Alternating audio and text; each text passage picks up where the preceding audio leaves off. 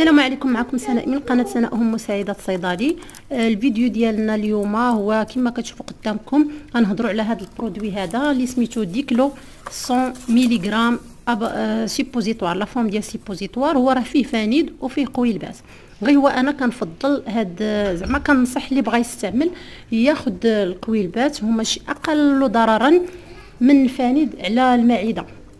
بالنسبه للناس اللي عندهم الروماتيزم اللي كيضرهم حريق الظهر، المفاصل، ركابي، الوقوف بزاف، ولا درتي شي مجهود بدني بالنهار، فتاخذ واحد القويلبه واحد سيبوزيتوار بالليل.